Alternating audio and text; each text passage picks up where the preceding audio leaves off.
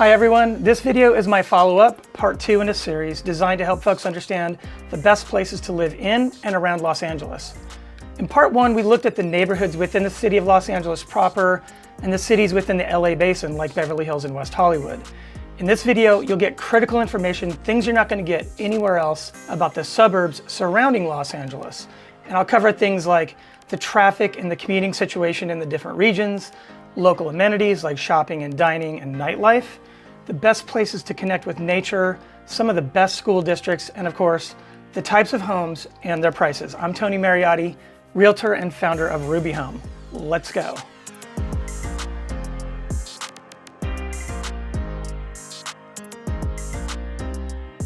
First, let's separate what is within the city of Los Angeles and the LA basin itself and separate that from the suburbs that we're covering today so that we have a reference point. So the city of Los Angeles starts up in the San Fernando Valley and then comes down just across near the 405, includes Pacific Palisades, not Santa Monica. Santa Monica is its own municipality, and Marina del Rey is an unincorporated area, so we're gonna scooch around that. And now we get down to LAX and Manhattan Beach, goes down and touches the port of Los Angeles, comes up around the LA basin, just past downtown and up this way. And the city kind of looks like this. I mean, this is clearly not the way a map maker would draw the lines, but this should work. So I just want to give you that reference point because we're gonna talk about places like Santa Clarita and Pasadena in the San Gabriel Valley and stuff like that today. So I just wanted to give you that reference. That's the LA area or basin proper. Okay, so let's dig into the suburbs.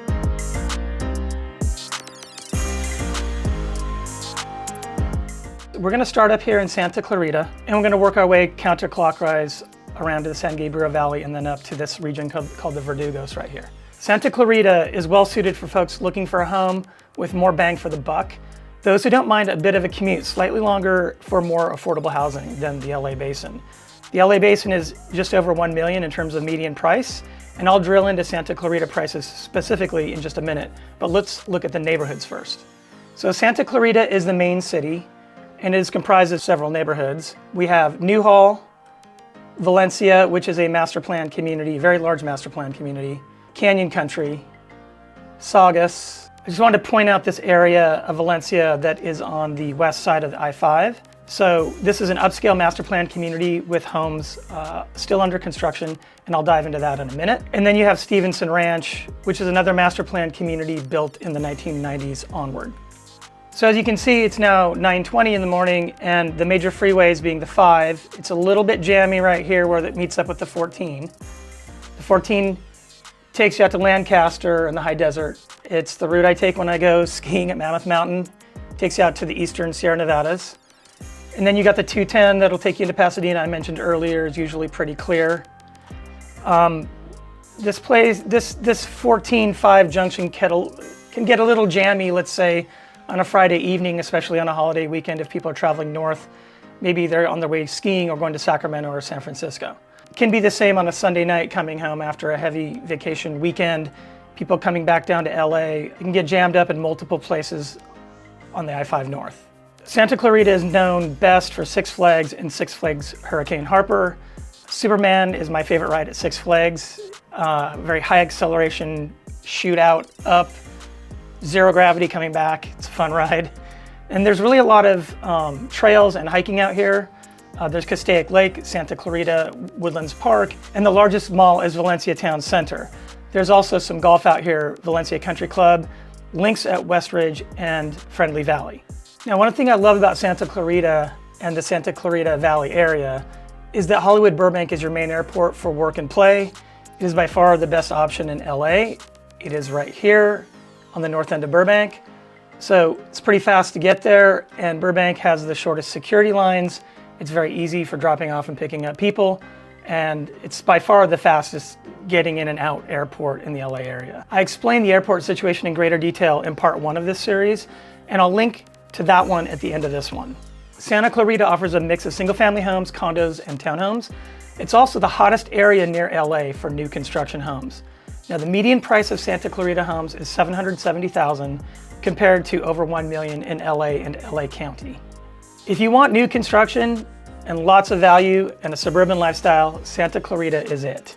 So in the Northeast, we've got Skyline. It's comprised of 9 neighborhoods and homes ranging 1,500 to 4,300 square feet. You can see construction has been underway for a while, and there's still some unfinished properties on the south end. You can see the lots have been graded, but they just haven't been built yet. And then the northeast corner has some luxury homes up here that haven't been fully built yet either. Let me zoom out. So up here we've got Tesoro Highlands, and it's a master planned gated community. And then within it, there are 8 communities, and 5 are 55 plus. Some of the builders up there include Toll Brothers with 2 home collections, 1.7 to 1.9 million. Lennar's built multiple communities and collections, 700,000 and up. Now we're gonna move over to Valencia 5 Point, which is part of Valencia. It has over 20,000 homes planned, built or planned. You can see a lot of grading has been done. They've really kind of built out the middle here, and they're just gonna expand out. They've graded the lots. They're on a hillside, so there's gonna be some really nice view homes there too. Confluence Park they're building has 3 pools, play structures, and a clubhouse, and I think over 50 miles of trails. And there's a wide range of price points from condos to luxury homes here. Hey, if this was your first time here and you want to know everything about living, working, or buying a home in Los Angeles, make sure you hit that subscribe button and click the bell for notifications. We do weekly videos and you don't want to miss a thing.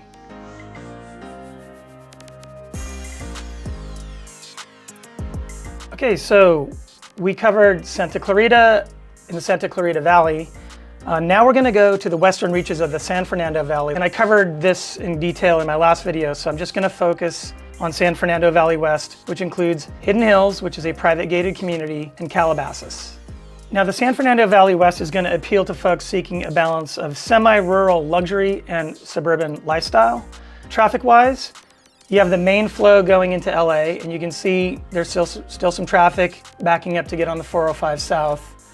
The 101 looks pretty good at this stage, but there's definitely traffic going into town in the morning and coming back at night. And then from Calabasas and Hidden Hills, the westernmost parts of the San Fernando Valley, your preferred airport is going to be Burbank. And if you're flying private, the Van Nuys Airport. And then LAX is down here. It is not the preferred airport because of the reasons I mentioned, Burbank being very easy to get in and out, short security lines. However, if you're flying internationally or you want direct flights to major cities, LAX is your best bet. Burbank is more of a regional airport. So Burbank when you can, and then LAX when you have to.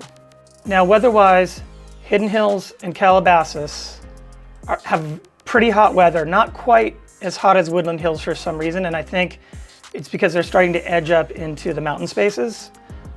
But these areas are definitely hotter than the coastal and LA Basin areas. So there's some wonderful neighborhood parks that dot the city of Calabasas, including Calabasas Hills Park and Calabasas Bark Park. And then there are many hiking areas south of the 101 in the Santa Monica Mountains. So I pulled up the satellite view to show you how Calabasas Hills is just right at the foothills of the Santa Monica Mountains. And I'll actually zoom out even a little bit more. You can see how you're abutting all these hiking areas and horseback riding trails and things like that. It's really a nice area. And actually there's also some hiking areas north of the 101 too. Las Virgenes Canyon Open Space Preserve. And there's miles of multi-use trails that wind through the park. It's popular with local hikers, mountain bikers, and horseback riders. And then for golf, you've got the Calabasas Country Club right off the 101. Calabasas is known as an upscale shopping destination, best exemplified by the magnificent Commons at Calabasas, developed by Rick Caruso. It's right off the 101. And Rick has developed several upscale retail and mixed-use properties in and around Los Angeles. There are several suburbs that I'm covering today that include some of his properties: Americana at Brand in Glendale, the Commons at Calabasas, the Promenade at Westlake in Westlake Village, and then the Village at Moore Park in Thousand Oaks. There's another one in Thousand Oaks, the Lakes at Thousand Oaks. Visitors from all over LA come to these high-end retail and entertainment complexes. They feature an eclectic mix of exclusive boutiques, big-name retailers, and a great selection of innovative restaurants. So within the Hidden Hills gated community, There are no shopping districts. It's 100% residential. Okay, so I've zoomed out so we could get the specific borders laid down, right? Calabasas touching the Santa Monica Mountains and then back down to the 101. And then this is Hidden Hills, private, exclusive gated community. Actually, it's cut off right there. So Calabasas offers a unique combination of scenic landscapes and upscale amenities. And there's a real focus on privacy and an environment that blends with nature, right? So while Calabasas is not gated, it sure has a lot of gated communities. Of the 40 neighborhoods I counted, 27 of them are gated. I'll actually switch over to satellite view to show you that layout. So south of the 101, you get a lot of these gated communities up in the foothills of the Santa Monica Mountains. And some of them are very high end. So we've got the Oaks where the median price is $6 million. There's actually a second gate inside of the Oaks called the Estates at the Oaks with properties ranging from $8 million to over $20 million. But the Calabasas median price is $2.3 million. And if you're looking for something a little more affordable, condos, median price in Calabasas is $850,000. And there are from time to time some condos in the 500s. Okay, so we were just in Calabasas. And now we're gonna talk about Hidden Hills, which I've pulled up the Google Maps outline. This is an exclusive, private, gated community. It's about 30 miles from LA, and this is perfect for high net worth individuals seeking privacy. It has a very rural vibe that you just won't find in the gated communities in LA proper. The rural angle is the biggest bonus. It's equestrian friendly, so if you have horses, you'd be hard pressed to find a better setup. It also happens to be its own municipality, and it's very much larger than the gated communities you would find in Bel Air or Beverly Hills. Hidden Hills caters to those wanting a truly exclusive and secluded community, a rare option this close to LA. The median price here is $10 million, and there are no condo options in Hidden Hills. As you can see so far, we're covering a lot of different price points. So if you're thinking about moving to LA or the LA area, and you're trying to sort all of this out, it's good to talk to an agent, and if you have one, great. If you don't, call me so that I can connect you with my team. Let's schedule a private one-on-one consultation and get you pointed in the right direction.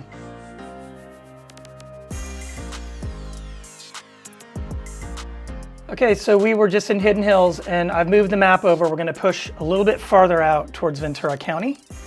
So we're gonna follow the 101 and we'll get to Agora Hills and Oak Park, Westlake Village, and Thousand Oaks. Now, one thing to note, this will not be 100% accurate, but it'll be close.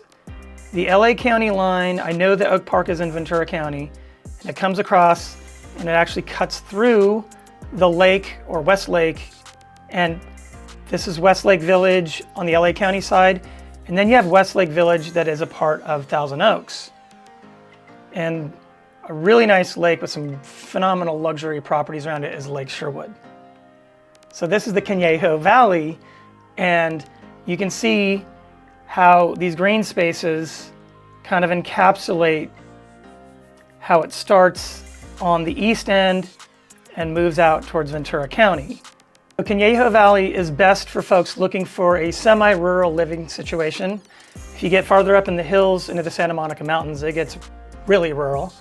And the cities here have a scenic, kind of relaxed setting with access to open spaces and the recreational areas I mentioned. It's a real balance between suburban living and rural charm. So the Conejo Valley's main artery, as you can see, is the 101, which is nice and clear right now. And when you're this far out, it's never really brutal like you would find in LA proper. But traffic flows are kind of what you'd expect: heavy eastbound in the morning, heavy westbound in the evenings. But again, never as bad as LA Basin. In terms of access to airports, so I've moved the map out. So Thousand Oaks, Westlake Village, Oak Park, and Agora Hills, Conejo Valley.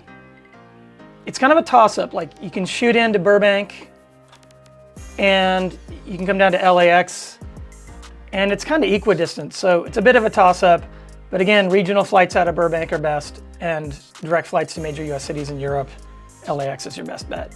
The weather out here in Thousand Oaks, Westlake Village, Agora Hills area, this valley is very similar to San Fernando Valley and the San Gabriel Valley, which goes on out towards San Bernardino County. So these are all kind of tucked in behind mountain ranges. This is the Santa Monica Range, the Verdugos, where we're gonna go in just a minute. then you have the San Gabriels. So these pockets out here are really warm and dry. They don't get a lot of fog. I mean, they don't really get any fog. It's mostly like clouds maybe come down to 500 feet floor or ceiling. I'm not a pilot, so I don't know what the proper term is.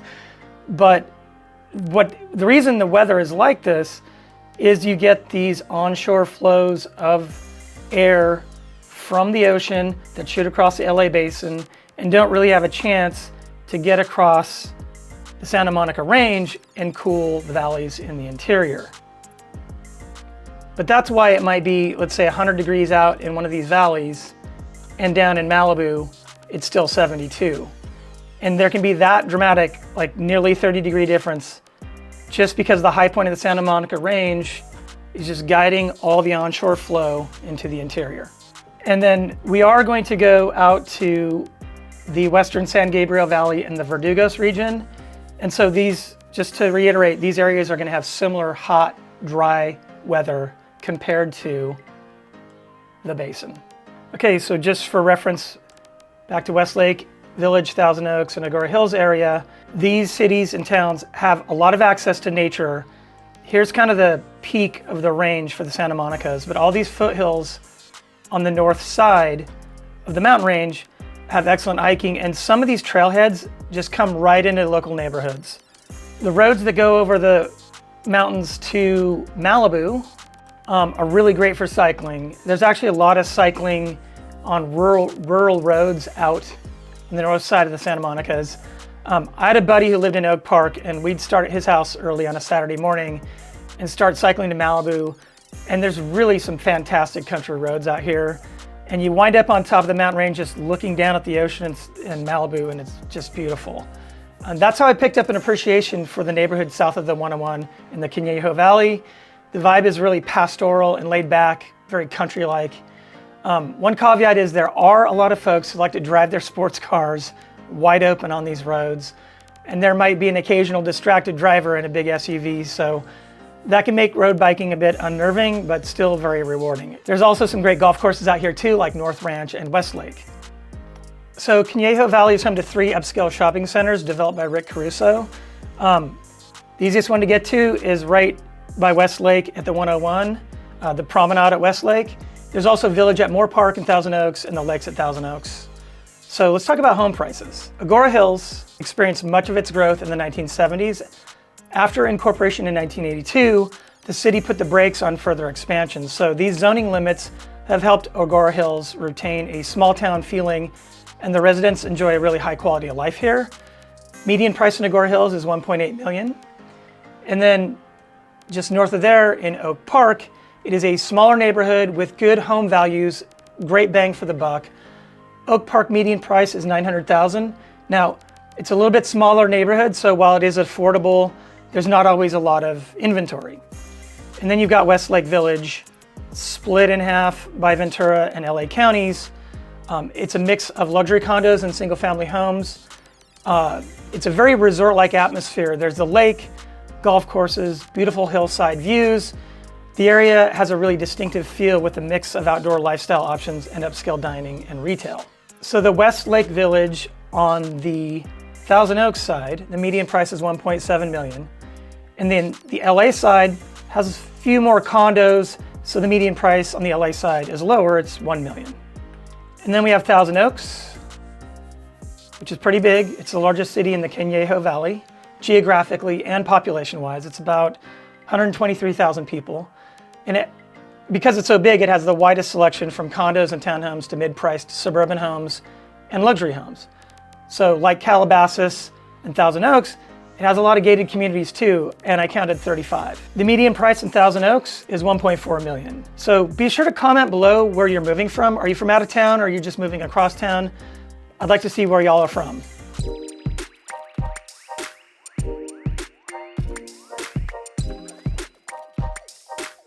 Now we're going to shoot across and go out to the Western San Gabriel Valley.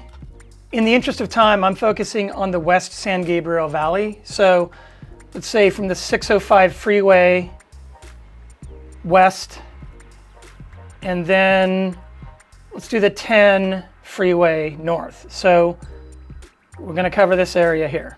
Western San Gabriel Valley as a region is known for its historic charm, its cultural diversity, has a suburban appeal with easy access to LA. It's a real draw for folks seeking a quieter lifestyle within reach of urban amenities and business districts. San Gabriel Valley has a lot of neighborhoods with tree-lined streets. It creates a very laid-back suburban vibe. So we're going to cover South Pasadena, which is not part of the city of Pasadena, it's its own entity.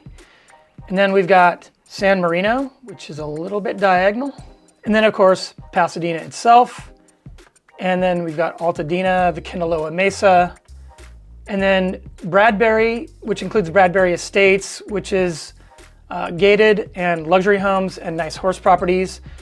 And then Duarte, which is a nice little town that's really affordable, and I'll get into prices in just a second. But first, I want to explain the character of homes out this way and how they're different than the areas we've already covered. So for that, I'm going to switch over to satellite view. Okay, so in terms of the character of the homes, I'm going to zoom back into Santa Clarita. And what you'll see is master plan communities, and everything I'm saying goes for the other areas we've covered as well. You'll see that homes are built in these subdivisions and the roads are winding, and you'll see, I'll zoom in even farther, you can see how it's really easy to tell, like this subdivision was all developed at the same time. They all have a similar colored roof, like same building materials. And then you can see like this condo complex is pretty easy to identify. It's all red tile roof. And this neighborhood you can tell was all built at the same time. So this is all post-war construction, 1945 to today. These homes in Santa Clarita weren't built until like the 70s, 80s, 90s. But that's very different than Pasadena. And let me zoom over there.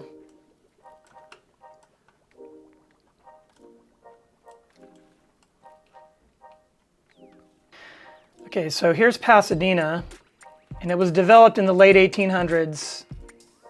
And you'll see, you don't get those winding suburban streets. It's more of a grid system, if you will. And when you zoom in, so you get these tree-lined streets with a lot of mature trees that were all planted some over 100 years ago.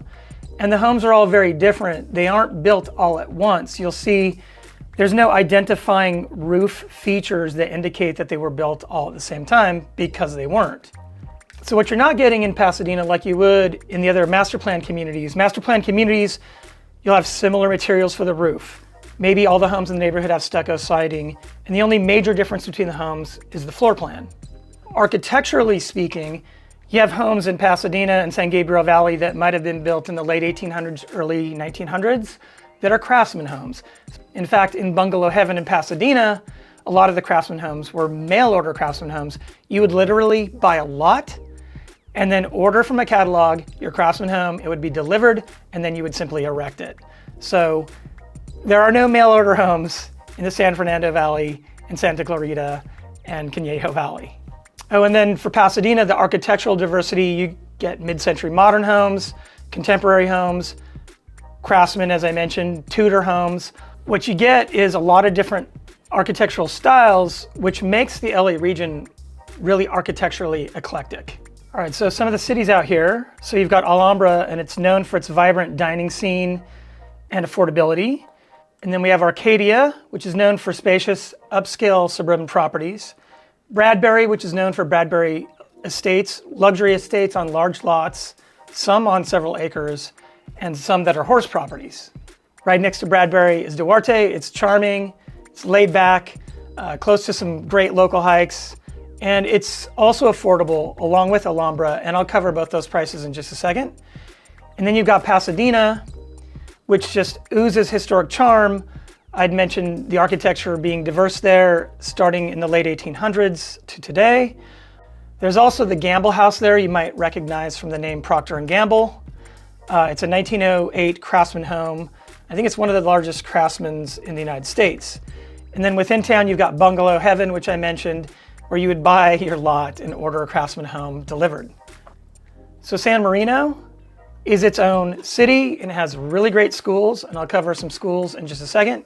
It's known for its estates and some more affordable options in the mix. In terms of traffic and commuting, You can see it's still mid-morning and there's still just a little bit of traffic in Pasadena proper where the 210 passes through it. It's pretty normal. If you're coming in town from West San Gabriel Valley, let's say you're going to come into a Dodgers game or you've got something going on downtown at the LA Convention Center, you're going to want to keep an eye out. Your options are 110 and the 10 and the 134 over to the 2, which is a really windy, kind of fun road to drive. Sometimes you might even need to pop over to the 5 to get down here. Just always reference Google Maps and it's going to tell you the best way to get downtown. In terms of airports, Burbank Airport, Hollywood Burbank Airport is going to be your ideal option. But San Gabriel Valley opens up a couple more options. One thing that's smart to do is to check prices for wherever you're going to fly, check prices out of Ontario and even check prices out of John Wayne, even though it seems far. So the weather in the West San Gabriel Valley is as hot as you would expect for an inland area or valley around Los Angeles. In terms of nature, there's a lot of great trails and hiking, and I've pulled the map out and gone to satellite view. So the San Gabriel Mountains have some really cool hikes. A lot of these hikes can be accessed from neighborhoods right up into these canyons. Excellent parks, great hiking.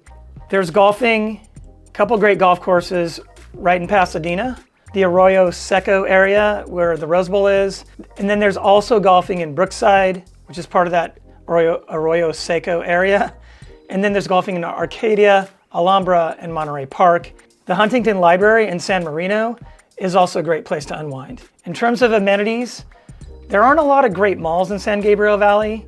Folks usually shop in Old Town Pasadena at One Colorado, or shops on Lake Avenue, which is good for mid-luxury shopping and one-of-a-kind boutiques. Or folks trek to Glendale to the Galleria or Americana at Brand, which is a Rick Caruso developed property. San Gabriel Valley has some of the top school districts around, and it's tricky for realtors to talk about schools if we inject our opinions, because that can be interpreted as steering, which violates our code of ethics and possibly fair housing laws.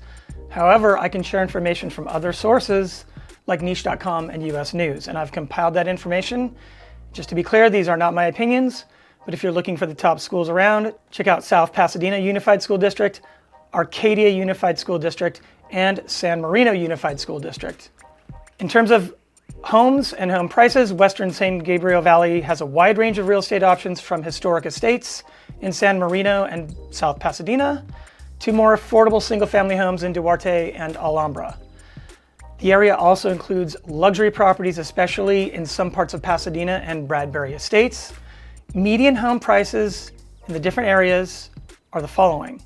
Alhambra is $950,000, Arcadia $1.9 million, Bradbury and Bradbury Estates $4.4 million, Duarte $750,000, which is on par with the prices I showed you in Santa Clarita, Pasadena $1.2 million, San Marino $4 million, and South Pasadena $1.9 million.